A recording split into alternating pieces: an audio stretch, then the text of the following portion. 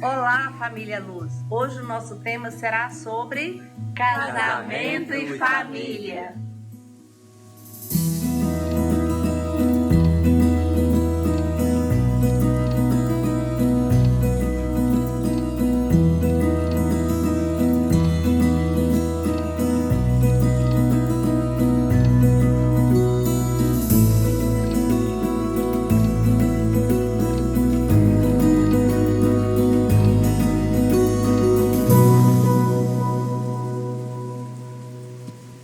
Senhor, conforme escreveu o evangelista Mateus, no seu evangelho, capítulo 1, verso 1 ao verso de número 17. Mateus, capítulo 1, do verso 1 ao verso de número 17. Eu estou com essa mensagem, fechando a série de sermões do mês de maio, em que o pastor Rodrigo, o pastor Mateus, o pastor André e eu estivemos ministrando, no meu caso, nesses últimos 2 domingos, acerca do ser família. E nós vamos ler um texto que às vezes nós não damos tanta atenção, porque na nossa cultura, a genealogia não é algo tão importante. Porém, no Oriente é. E para o judeu, em especial, a genealogia tinha um significado tão forte, que no Novo Testamento o apóstolo Paulo chega a escrever que os crentes estavam gastando tempo demais com as genealogias, buscando nas genealogias algumas respostas que, na verdade, já se cumpriram em Cristo. Mas elas são muito importantes nas Escrituras, elas estão registradas por motivos muito objetivos. E nós vamos entender um pouco esse contexto à luz do tema família, que é o tema que nós temos trabalhado. Então nós vamos ler a genealogia de Jesus, conforme Mateus, que está registrado no capítulo 1, do verso 1 ao verso de número 17. Assim diz a Escritura: registro da genealogia de Jesus Cristo, filho de Davi, filho de Abraão. Abraão gerou Isaque, Isaque gerou Jacó, Jacó gerou Judá e seus irmãos. Judá gerou Pérez e Zerá, cuja mãe foi Tamar. Pérez gerou Esrom, Esrom gerou Arão, Arão gerou Aminadade, Aminadade gerou Naasson, Naasson gerou Salmão, Salmão gerou Boaz, cuja mãe foi Raabe. Boaz gerou Obed, cuja mãe foi Rute. Obed gerou Jessé, e Jessé gerou o rei Davi. Davi gerou Salomão, cuja mãe tinha sido mulher de Urias. Salomão gerou Roboão, Roboão gerou Abias, Abias gerou Asa, Asa gerou Josafá, Josafá gerou Jorão, Jorão gerou Uzias, Uzias gerou Jotão, Jotão gerou Acás, Acás gerou Ezequias, Ezequias gerou Manassés, Manassés gerou Amon, Amon gerou Josias, e Josias gerou Jeconias e seus irmãos no tempo do exílio na Babilônia. Depois do exílio na Babilônia, Jeconias gerou Salatiel, Salatiel gerou Zorobabel, Zorobabel gerou Abiúde, Abiúde gerou Eliaquim, Eliaquim gerou Azor, Azor gerou Zadok, Zadok gerou Aquim, Aquim gerou Eliúde, Eliúde gerou Eleazar, Eleazar gerou Matã, Matã gerou Jacó, e Jacó gerou José, marido de Maria, da qual nasceu Jesus, que é chamado Cristo. Assim, ao todo, houve 14 gerações de Abraão a Davi, 14 de Davi até o exílio na Babilônia e 14 do exílio até o Cristo. Você conhece a sua genealogia até onde? É interessante que nesse texto nós temos 3 grupos de 14 gerações. Um grupo de geração começa em Abraão, depois um grupo específico ali junto aos reis, depois um grupo depois do exílio, até chegar na figura de José, esposo de Maria, que o texto nos deixa muito claro que não era pai biológico de Jesus, mas Maria era sua mãe biológica. E há um motivo muito claro pelo que o texto deixa isso evidente. Qual que era a promessa de Gênesis 3,15? Que da semente da mulher, da descendência da mulher, nasceria aquele que pisaria a cabeça da serpente. Maria é a mãe do Redentor que pisou a cabeça da serpente. O que nós temos aqui é a genealogia de Jesus de Nazaré, o Salvador, o Senhor, aquele que se encarnou, habitou entre nós, viveu entre os homens, morreu, foi crucificado, ressuscitou ao terceiro dia e está sentado no trono de Deus, ao lado do Pai, onde Ele governa todas as coisas. E aqui nós temos a genealogia dele. A pergunta é, você conhece a sua até onde? Eu não conheço muito longe, não. Mas eu lembro dos meus avós. Você lembra dos seus avós? Então, eu tive a bênção de ter avós crentes. Por exemplo, os meus avós paternos, vô Abel e vó Emerenciana, que a gente chamava de vó Merença. Né? O vô Abel e a vó Emerenciana, eles eram crentes de segunda geração. Porque o meu bisavô foi o primeiro a se render ao Evangelho. O bisavô Manuel, que morreu 3 meses antes de eu nascer, então eu não o conheci.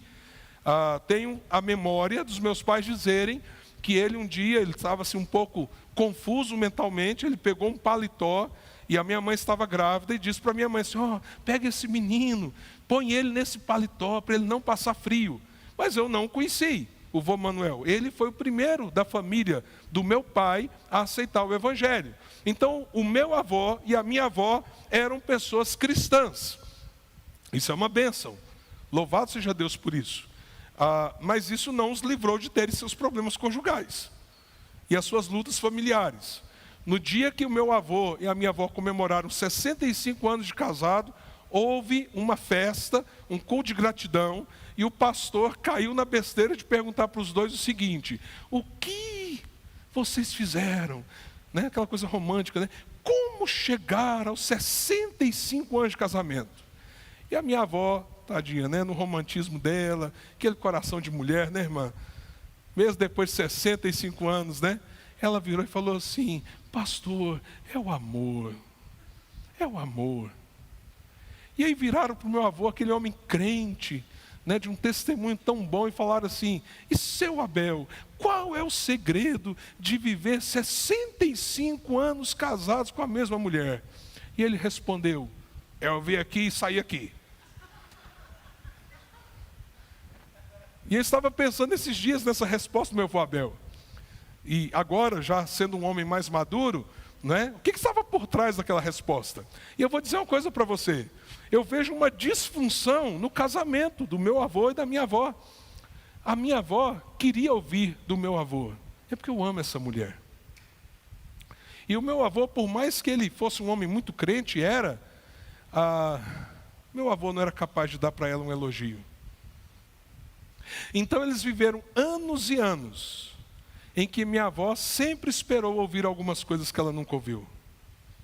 Será que isso fez falta para ela? Era uma família cristã. E aí quando eu olho para a família dos meus avós maternos, vó Maria Alice, inclusive a nossa pequena Alice chama-se Alice em homenagem à minha avó materna, Maria Alice, a gente pôs só Alice. E o meu avô José Júlio, casal de Deus. No caso dos meus avós maternos, ele foi o primeiro a aceitar o Evangelho. E através dele, a família, inclusive os meus bisavós, foram alcançados. É uma história muito bonita, mas resumindo, ele estava lá no interior da Paraíba, aí os irmãos começam a entender porque eu gosto tanto da Paraíba, não é?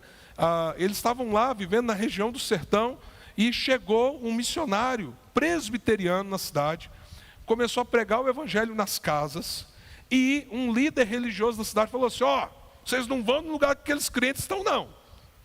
Porque eles mandam vocês fechar os olhos, porque quando eles oram, e vocês fecham os olhos, o diabo aparece lá, no formato de bode preto. Não vai lá não, o diabo está aparecendo lá. E isso atiçou a curiosidade do meu avô. E ele foi lá nessa região dos protestantes, né, nesse encontro, naquela casa, para ver o bode preto. E se vocês acham que eu tenho ficado chorão, é porque vocês não conheceram o meu avô. Qualquer coisa ele chorava. Então, por exemplo, eu chegava lá e falava assim, vô, que saudade do senhor. Ele enchia os olhos de lágrimas, podia ser qualquer dia, eu podia ter visto ele uns 3 dias antes, era a mesma coisa. Meu filho, é o dia mais feliz da minha vida. E chorava. Vô, faz uma oração aí do almoço, agradece a comida. O Senhor é bom demais, Senhor. Que comida maravilhosa. Então ele ficou chorão, muito chorão. Eu estou ficando igual ele, à medida que eu estou envelhecendo. Então se eu chorar hoje aqui, você não assusta não. Mas o meu avô foi lá, e por que eu estou dizendo que ele era chorão? Porque ele gostava de falar isso. Eu fui ver o bode preto, e eu cheguei lá e encontrei o Cordeiro de Deus que tira o pecado do mundo. Aí ele chorava, porque ele foi naquela reunião por curiosidade para ver o diabo. E encontrou Jesus. Mas tinha uma coisa no meu avô, que minha avó ficou muito brava, quando os dois já estavam bem velhinhos. Um dia o meu avô, com esse lado chorão, teve também uma festa. Gente, eu estou preocupado com essas festas de 20 anos, 30 anos, 50 anos de casamento. Só dá boró. Numa dessas festas também, aí teve o culto, tal e coisa, homenagem, os meninos, né, os filhos, os tios já careca igual eu, àquela altura do campeonato. O meu avô ficou emocionado. Depois da festa, chegou na minha avó e disse assim: Maria Alice, você lembra aquela vez que eu fiquei uma semana sem trabalhar porque eu disse para você que eu estava doente? O que, José Juí? Fala, José Juí. Aí ele: eu estava com preguiça. E ele foi contando as vezes que ele ficou com preguiça. Pensa no tanto que a minha avó ficou brava. E o que eu vejo, né? O meu avô tinha uma tendência a ser acomodado. E a minha avó era líder. A minha avó era líder. Né? Então ela ia para frente. E não esperava ele não. E aí ele surfava na onda, né? Surfava na onda. Tipo assim, minha mulher é uma bênção. É uma bênção. Eu posso até ser preguiçoso. Entendeu mais ou menos a situação? Então, toda família, irmãos, tem disfuncionalidades. Eu estou falando de duas famílias cujos meus avós foram bênção na minha vida, bênção para gerações que vieram depois deles, levaram tantas pessoas para Jesus, mas não eram casamentos perfeitos. E hoje, mais velho, eu consigo perceber isso com mais clareza, como eu consigo perceber na vida dos meus pais e muito mais na minha vida. Aí a gente chega na genealogia de Jesus. E o que você espera encontrar? Porque olha só, o texto começa dizendo assim: registro da genealogia de Jesus Cristo. A palavra significa o quê? Alguém sabe? Enviado. É a mesma palavra no hebraico para Messias. Cristo no grego, Messias no hebraico. Ok? Então é o enviado de Deus. Filho de Davi. Filho de Abraão. Por que Mateus faz questão de destacar isso na introdução da genealogia? Vou explicar para você por quê.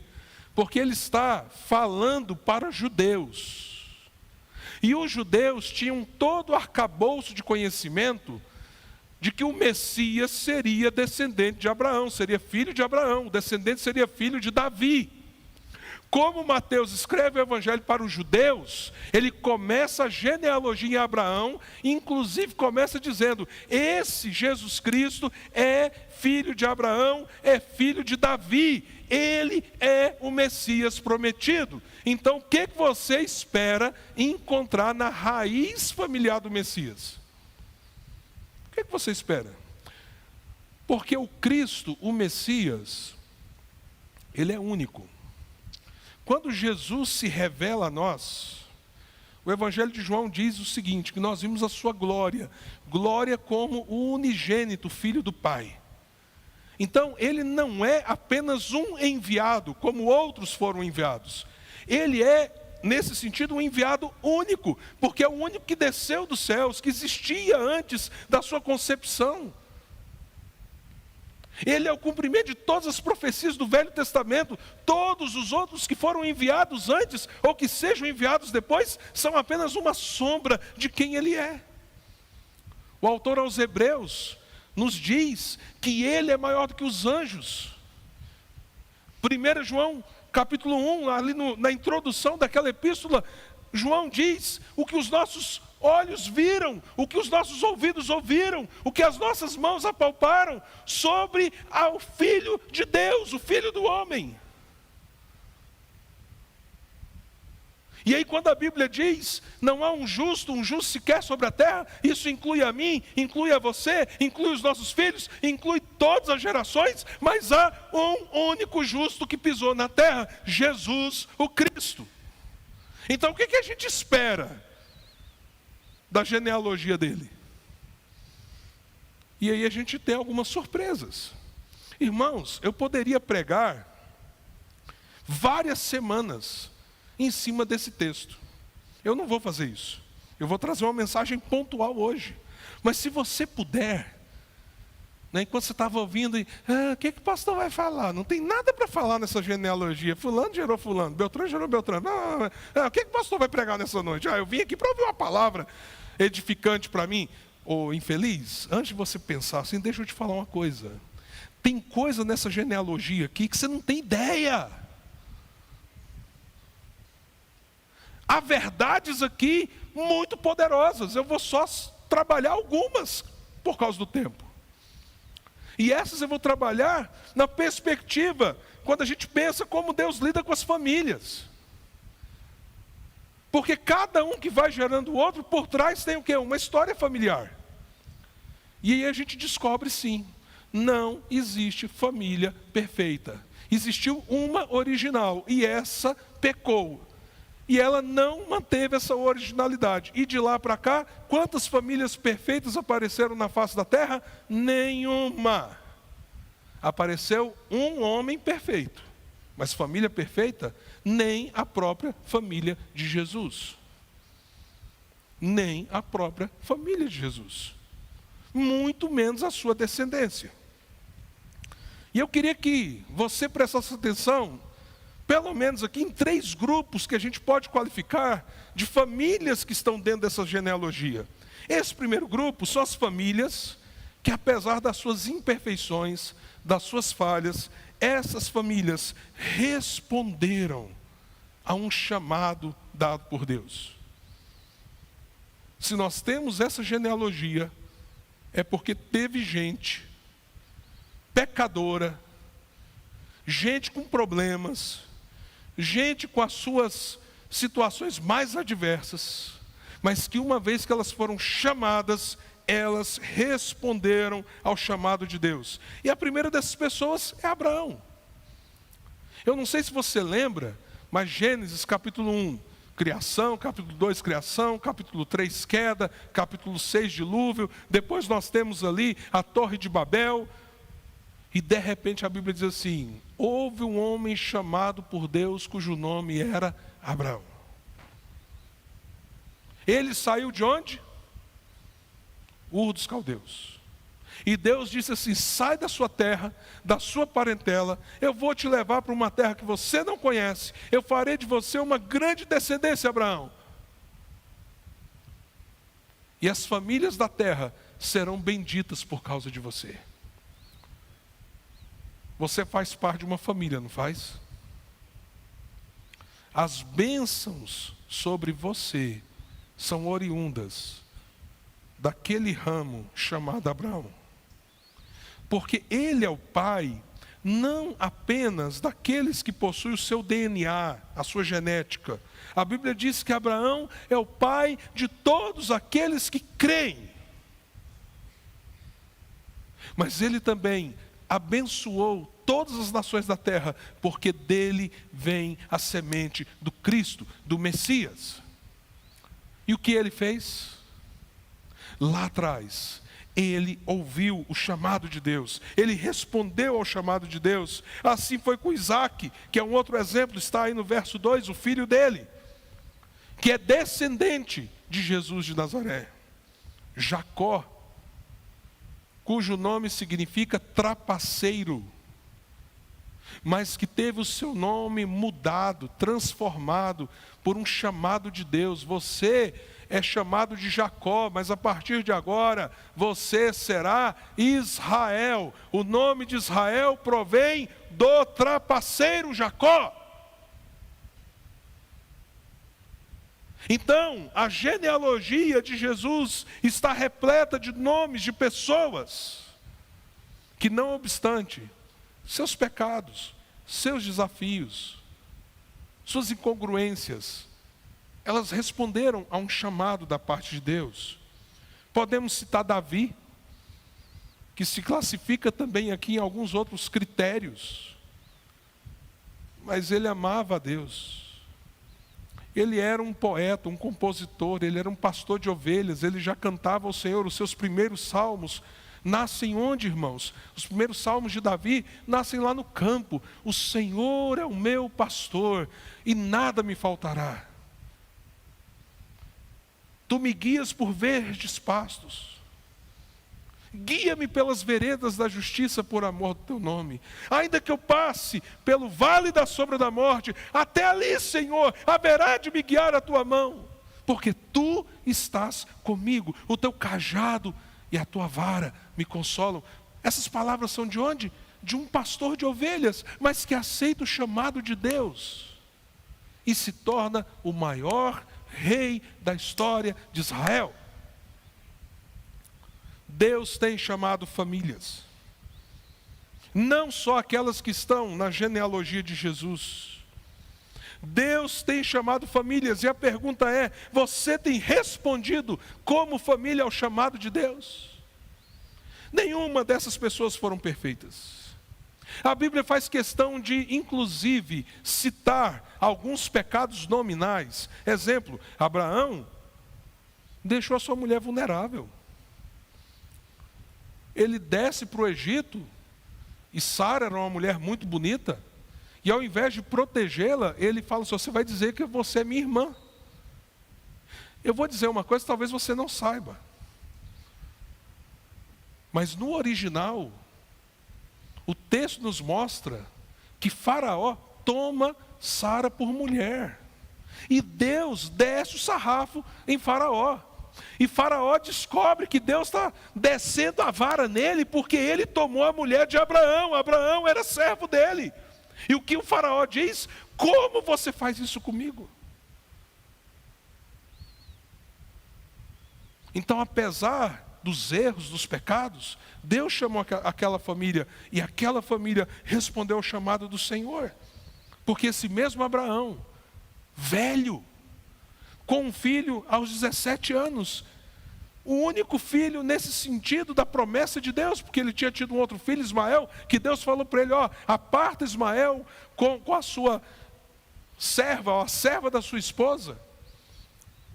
Tira esses dois meninos da convivência. Ele fez isso, agora Deus chega para ele e diz assim, você vai sacrificar o seu único filho.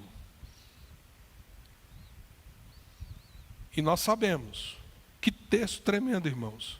Nós sabemos que inclusive ele põe a lenha, porque ele era velho, nas costas de Isaac. E no caminho os dois estão subindo para o monte, para o sacrifício. E o filho vira para ele, o único filho, o filho da promessa, o filho que faria dele uma grande nação, e que o nome está aqui, na genealogia de Jesus. O filho vai subindo com a lenha nas costas, e ele diz, pai, nós estamos indo, mas cadê o cordeiro para o sacrifício? E o que é que o pai diz? Deus proverá o cordeiro para o sacrifício.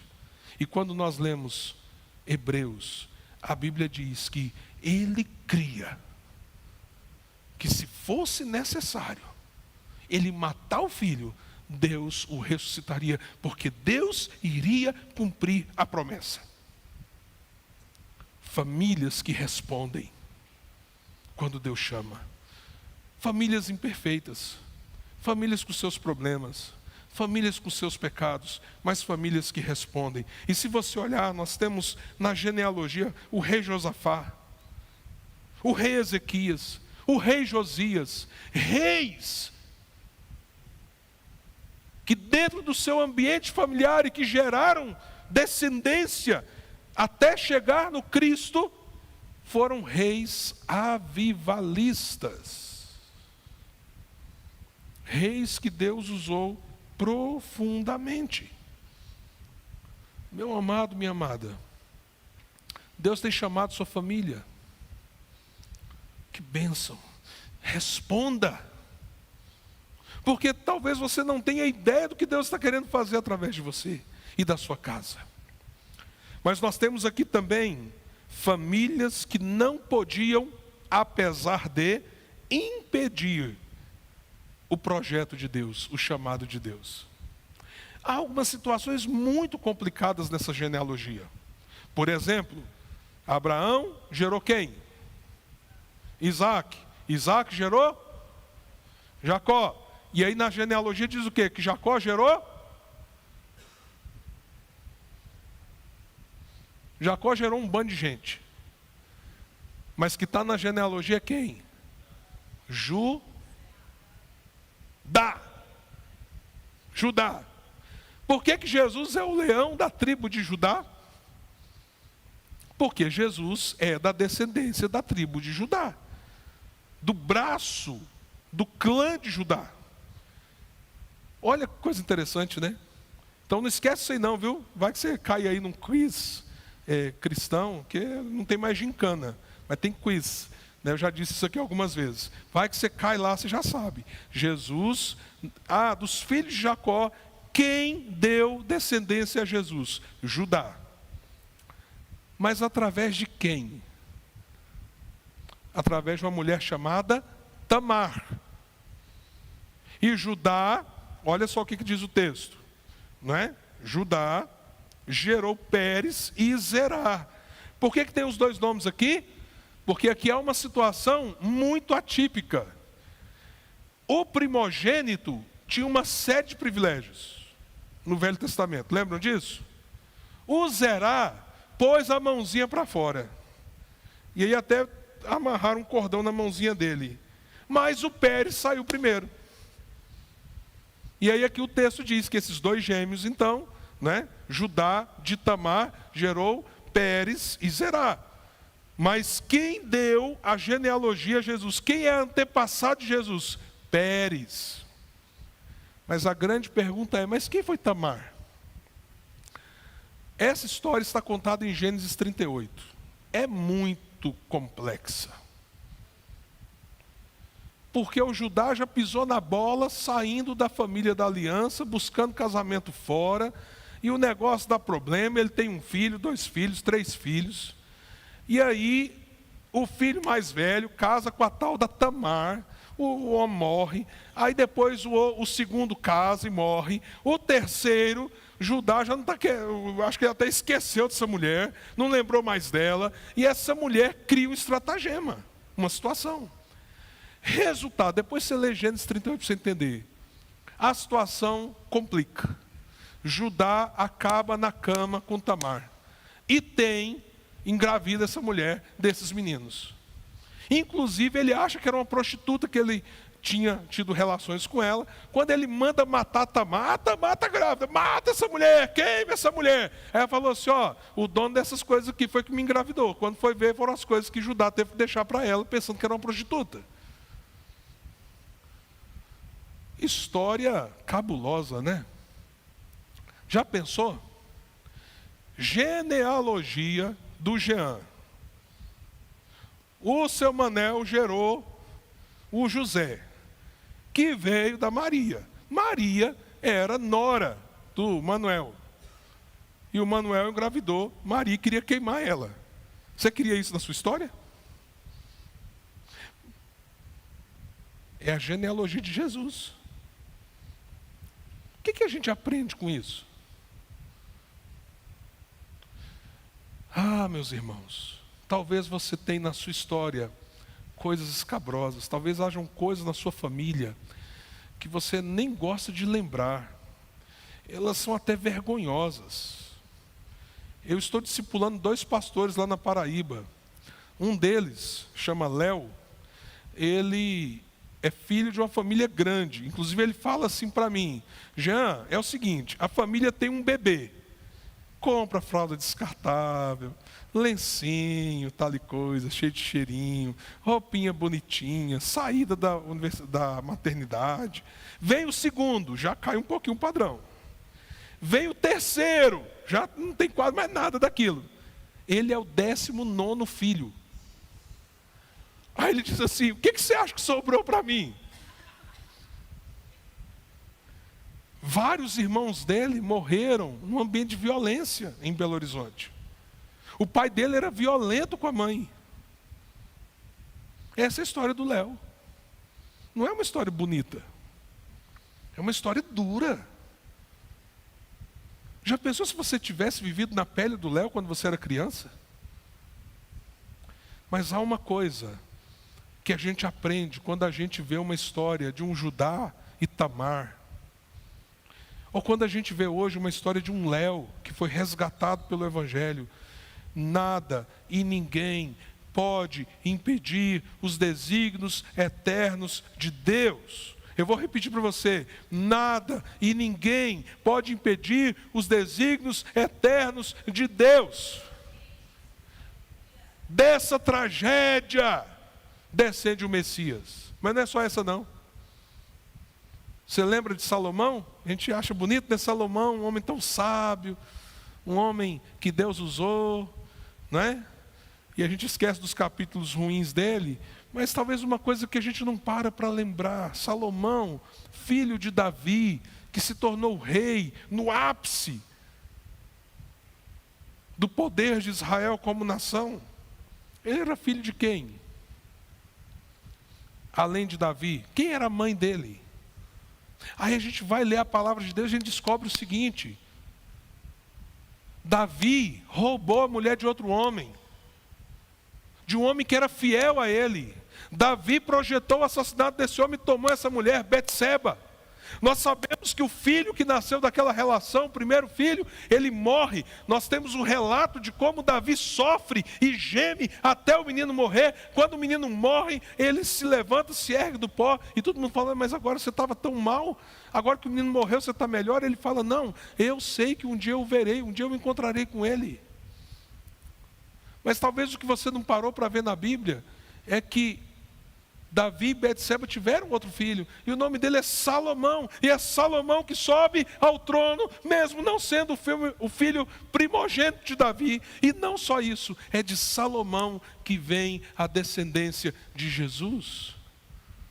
Irmãos, será que isso é um atestado para a gente viver miseravelmente, fora do projeto de Deus, fazer tudo quanto é coisa errada? Não, irmãos. Que nós sejamos contados entre as famílias que respondem ao chamado do Senhor.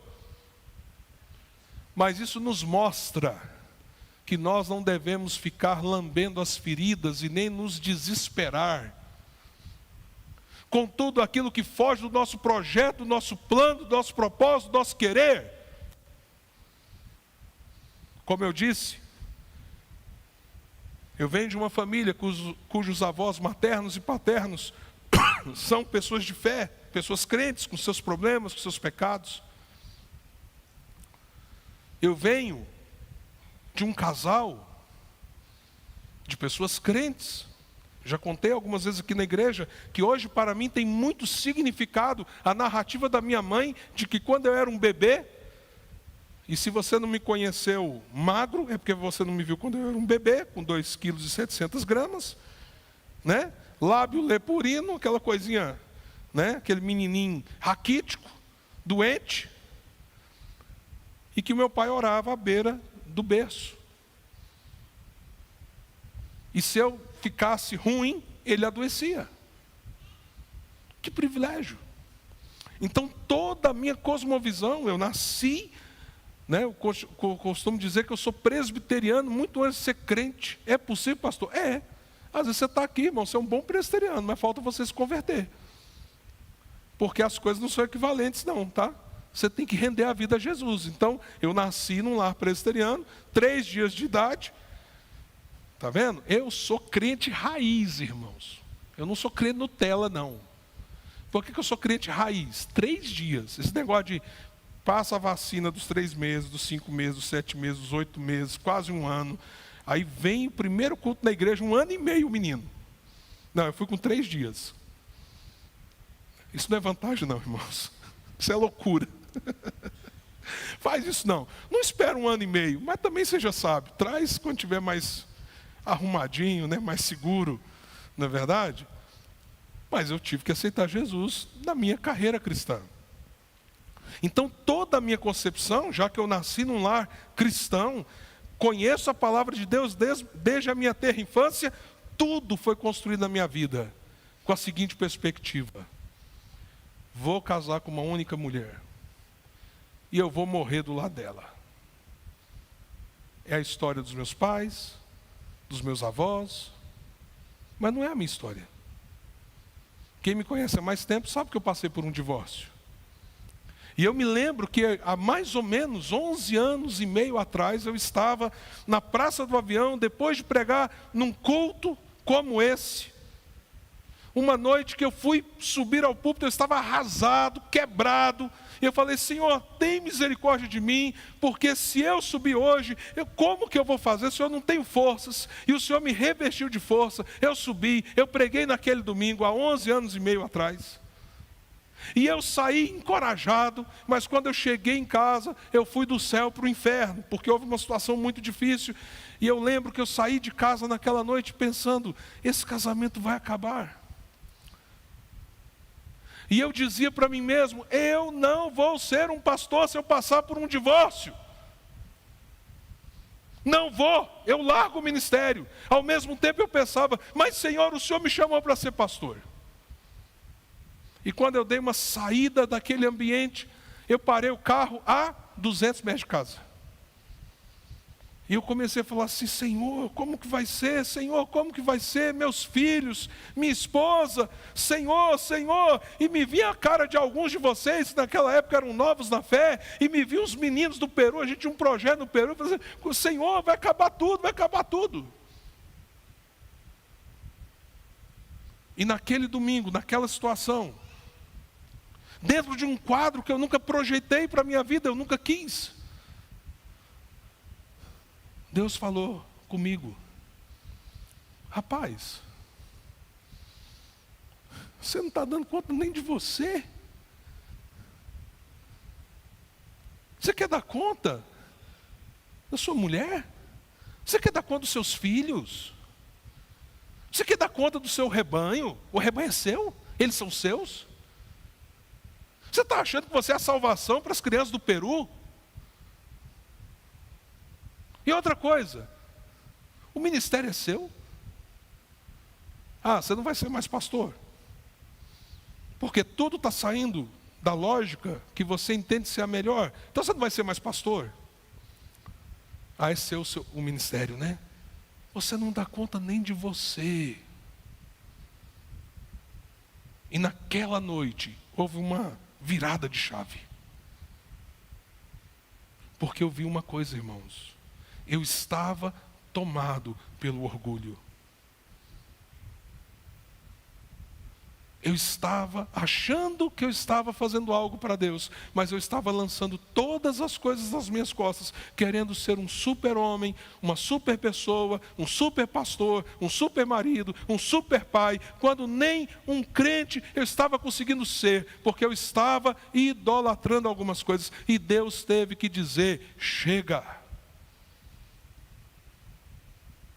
E alguns aqui, que ainda são presbíteros daquela época, sabem que ainda foram alguns meses, mas eu cheguei para o conselho e eu pedi perdão, porque eu já tinha dito para eles, arrumem um outro pastor para a igreja, porque eu não serei um pastor que tenha passado por divórcio. E eu tive que chegar para eles e dizer assim, meus irmãos, me perdoem, o ministério não é meu. Se isso acontecer, não sou eu que vou tomar essa decisão, a minha vida estará nas mãos do Senhor. E eu passei pelo divórcio. Mas não era propósito de Deus usar aquilo para me tirar do ministério. É por isso que eu estou aqui nessa noite. Então deixa eu dizer uma coisa para você com toda clareza. Ah, e tem gente que me discrimina? Tem uma pessoa que vem na nossa igreja há muitos anos, já tem um tempo que ele não está com a gente. Ele não me chamava de pastor. Fala assim, ô Jean. E gente, eu quero dizer para vocês, eu gosto quando as pessoas me chamam pelo nome, viu? Por favor, me chame pelo nome. Eu gosto quando as pessoas me chamam de você. Mas aquela pessoa me chamava de Jean, porque ela olhava para mim e dizia, você não pode ser pastor. Olha o que você já passou. Você não tem autoridade. Irmãos, qual que é a minha crise hoje com isso? Zero. Por quê? Porque eu sirvo um Deus que os propósitos dele serão eternos.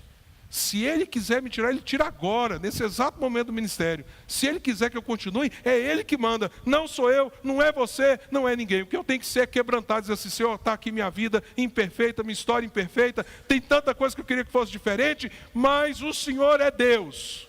Quem sou eu para questionar os desígnios do Senhor? Por isso Deus vai lá e pega de Judá e Tamar, um descendente de Jesus, e pega lá de Davi e Betseba, Salomão, que é um dos descendentes de Jesus, e Deus cumpre o propósito eterno dele. Então, meu irmão, minha irmã, se a história para trás, se a história pregressa sua, da sua família, é horrível, nessa noite, em nome de Jesus, ouça uma coisa: isso não anula os desígnios de Deus. E talvez você está aqui nessa noite justamente porque Deus está comprovando que Ele é o Senhor. Mas além de famílias que responderam ao chamado, e famílias que não podem impedir o chamado e o propósito de Deus, e aí a gente pode inclusive colocar, além de Judá e Tamar, Davi, e aí o descendente que é Salomão, nós podemos, por exemplo, acrescentar aqui Manassés, que foi terrível, né? Perguntinha, ó, isso aqui dá uma boa piadinha, né? Quem criou a Asa na Bíblia? Já ouviu essa? Sem graça, né? Foi a mãe de Asa, porque teve um rei chamado Asa. Tá? Ninguém riu, tá vendo? É por isso que eu digo, não tem graça nenhuma, né? Mas no mínimo você pode fazer pegadinha com alguém. Rei Asa, horrível. Roboão, aqueles reis que a Bíblia vai dizendo assim: e fulano se tornou rei durante tantos anos, e ele foi terrível aos olhos de Deus. Mas tem uns caras desses aqui na genealogia de Jesus. Eles impediram o propósito de Deus? Não impediram. E aí nós temos uma terceira realidade, muito ligada à primeira: famílias e pessoas que foram buscadas para um chamado de Deus.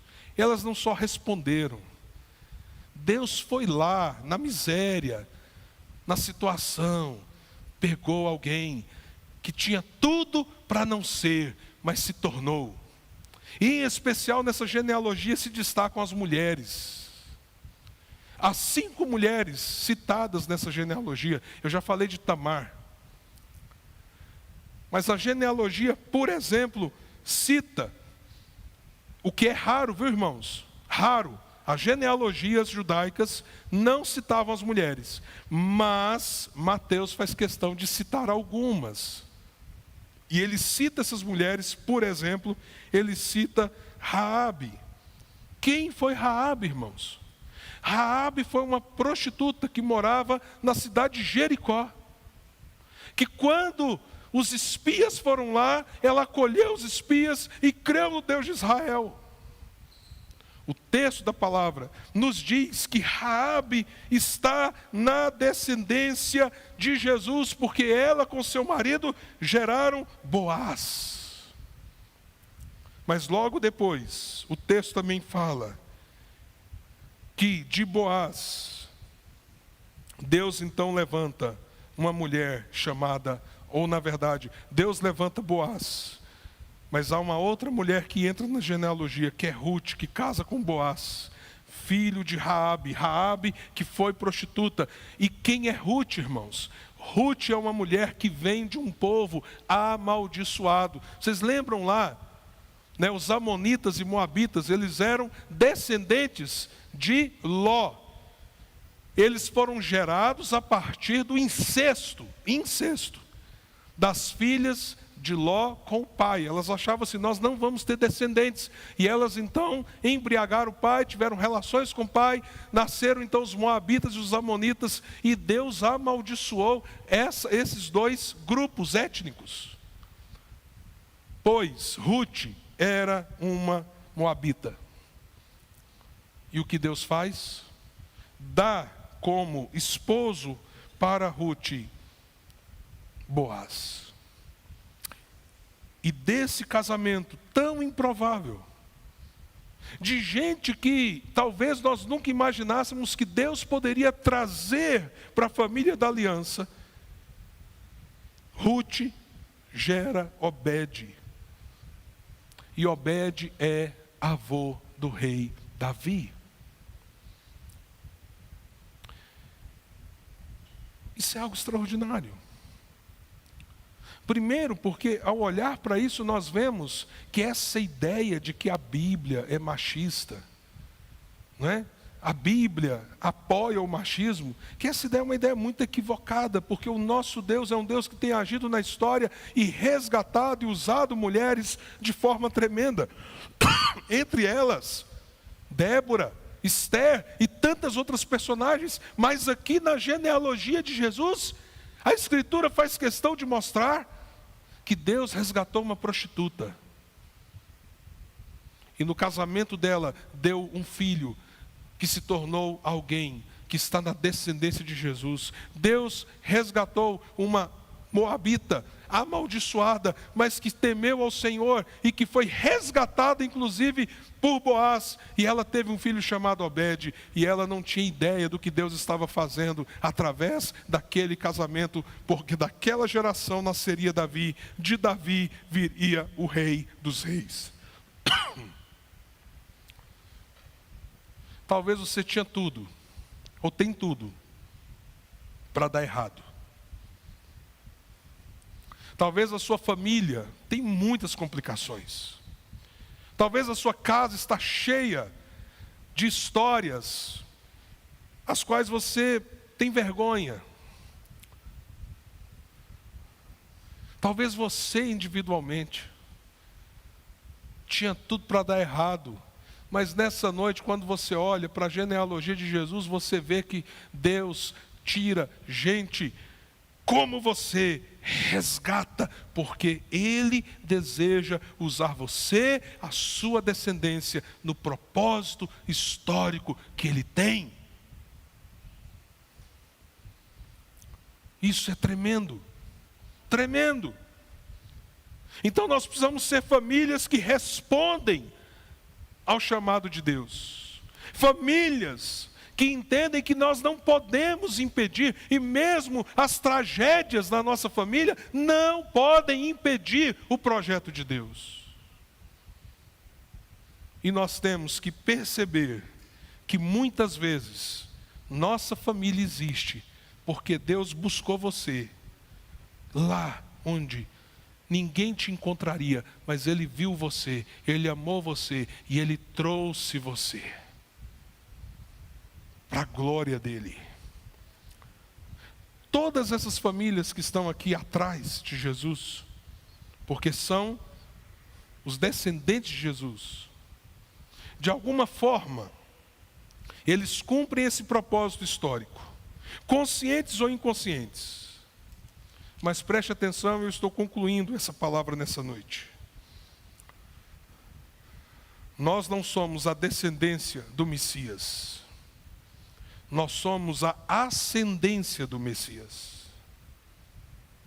E essa ascendência do Messias não é por sangue nosso. Quantos filhos biológicos Jesus teve? Jesus sequer casou. Isaías diz assim: e quem achará a sua descendência? Isaías 51. Porque como árvore, ele foi cortado na raiz. Não há ascendência. Jesus não teve filhos, não teve netos. Mas pelo seu sangue, Ele reuniu uma família para o Pai. E de geração em geração, nós temos salvação nesse mundo, porque pelo sangue de Jesus, pessoas são feitos seus filhos e irmãos, filhos do Pai, irmãos do Senhor Jesus, o nosso irmão primogênito. E aí as nossas famílias são chamadas não pela descendência, porque a descendência está no passado, mas pela ascendência. E essa ascendência aponta para onde, irmãos? Até quando nós iremos contribuir na ascendência do Filho de Deus? Até a sua segunda vinda. Porque quando Ele salvar todos entre os judeus, seu povo, de origem, e os gentios, os não-judeus, quando esse número se completar, da família de Deus, todos os que são ascendentes do poder do sangue da cruz, serão guiados como um só povo, um só rebanho, uma só família. Enquanto isso não acontece, a salvação chegou na sua casa, para que você expresse a centralidade de Jesus. Abraão gerou Isaac, Isaac gerou Jacó, Jacó gerou Judá, e assim por diante. Tudo apontando para quem? Apesar das histórias que possam existir nessa genealogia, para Cristo. Agora, na cruz, Cristo gerou Pedro, Cristo gerou João, Cristo gerou Dorcas, Cristo gerou Agostinho, Cristo gerou Lutero, Cristo gerou tantos e tantos e tantos, e chegou na sua casa, na sua família, porque agora você é parte da família de Deus. Mas você está respondendo a esse chamado? Como Abraão? Você está entendendo que por mais que você resista, Deus vai cumprir os seus propósitos? Por mais que tenham histórias que você não gostaria de ter vivido, Deus vai cumprir o seu propósito. Você percebe que Deus te fez quando você não era? 1 Pedro capítulo 2. Vós, porém, sois raça eleita, sacerdócio real, nação santa, povo de propriedade exclusiva de Deus, para proclamar as virtudes daquele que os tirou das trevas para a sua luz. Mas aí logo depois o que a Bíblia diz? Vocês que não eram povo, agora são povo. Vocês que não tinham obtido misericórdia, agora vocês receberam misericórdia. Isso é a sua realidade. Essa é a sua realidade. Essa é a sua história. É o que Deus está fazendo hoje na sua família. Então responda à grandeza daquilo que Deus está fazendo na grande história, mas através da história da sua própria casa. É isso que Deus deseja, despertar o nosso coração.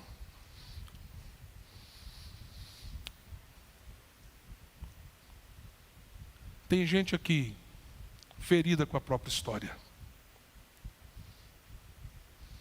Tem gente aqui que, se a gente pedir só conta sobre seu pai,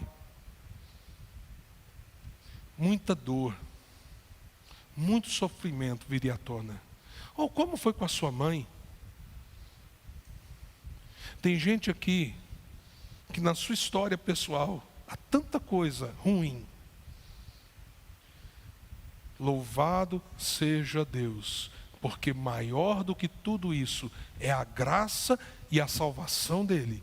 E nessa noite você pode se alegrar e dizer: eu e minha casa serviremos ao Senhor.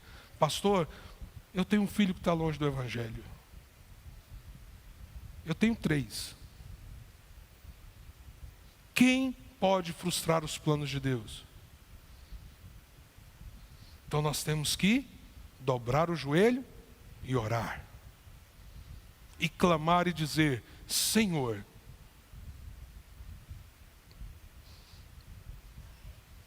alcança aquele lugar que eu não tenho como alcançar, mas que o teu Espírito Santo pode visitar. É o Senhor, o segredo é o Senhor, tudo converge para o Senhor, e nada frustrará os planos do Senhor. E aí a gente continua pela fé. E a gente lembra: você não era povo, você não era família, mas agora você é povo, você é família. Você não tinha alcançado misericórdia, mas agora o Senhor alcançou misericórdia sobre você, e a graça de Deus está sobre a sua vida e sobre a sua casa. Vamos ficar em pé. Será que nós temos que louvar a esse Deus que nos trouxe a ascendência da obra de Jesus? Ah, meus amados irmãos, o que Deus fará através das nossas casas? O que Deus fará através das nossas vidas? Estou olhando aqui o Joel. O Joel também teve um pai muito crente, né, Joel? que eu tive a oportunidade de conhecer. Bênção. Muitos aqui não tiveram. Talvez alguns aqui tenham uma história muito dura. Mas nessa noite, a palavra de Deus está dizendo: responda ao chamado do Senhor. Selminha teve essa bênção, não é Selminha? Mas como eu também passou por tantas perdas. Agora Deus é bom. Está ali seu filho, né? Sua filha, netos. Porque Deus tem sido um Deus de graça, de bondade, de misericórdia. E Ele continuará sendo. E nada pode frustrar os desígnios de Deus. Amém, irmãos? Mas talvez você está precisando de oração nessa noite. Sua casa está precisando de oração. Então, enquanto a gente adora o Senhor, se você precisa de oração, vem aqui na frente, vamos orar. A esse Deus que nos chama, a esse Deus que não vai anular os seus propósitos, apesar dos nossos erros. Vamos orar a esse Deus que nos tirou de um lugar que ninguém podia tirar. Quando você estava esquecido, Ele se lembrou de você. Se você precisa de oração nessa noite, vamos orar, vamos clamar. Enquanto você vem, vamos adorar o Senhor.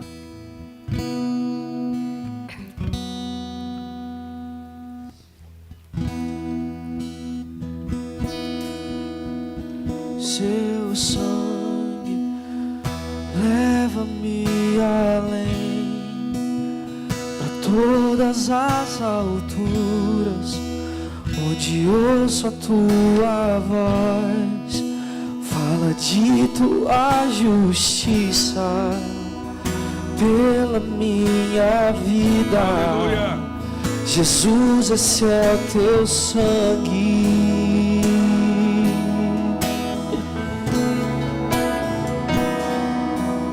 Sua cruz mostra tua graça e fala do amor do Pai que prepara para nós o caminho para Ele, onde posso me achegar somente pelo sangue.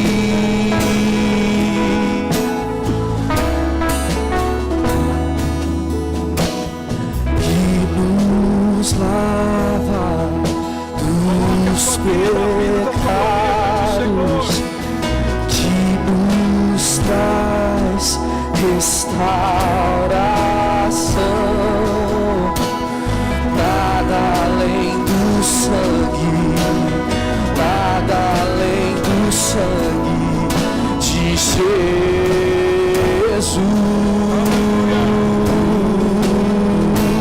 que nos faz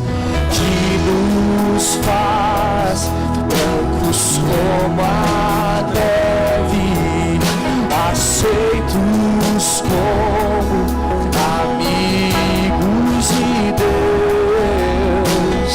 Nada além do sangue, nada além do sangue de Jesus.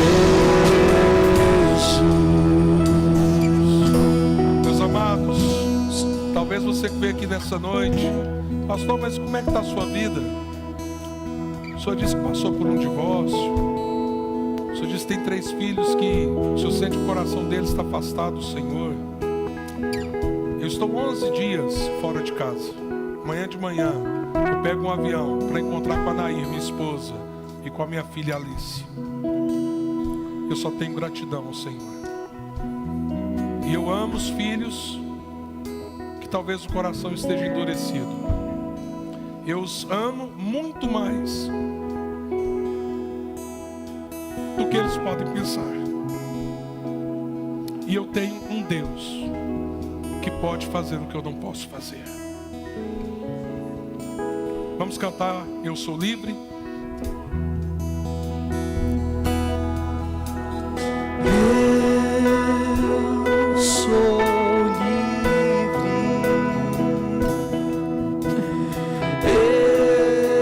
Eu sou livre, nada além sangue, nada além do sangue de Jesus. Eu sou livre, sou livre, nada além do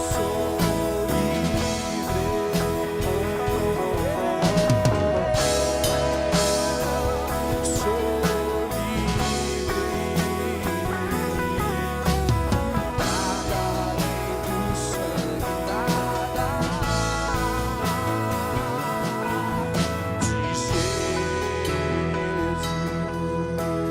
Senhor, nessa noite eu clamo por cada família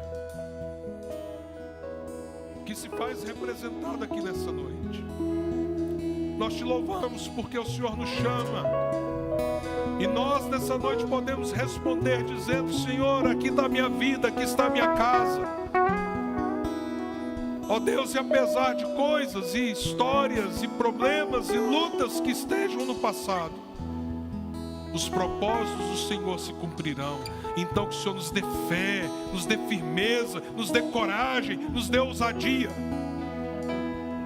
E ó Deus, nós bendizemos o teu nome, porque como Raabe, como Ruth, gente que não era, gente amaldiçoada, gente esquecida, mas que foi resgatada pelo Senhor e pelo teu poder, assim é a nossa história. Então nós nos rendemos a ti, Senhor. E eu peço que o Senhor abençoe cada irmão, cada irmã que está aqui à frente, aqueles que estão em casa, com seus corações quebrantados,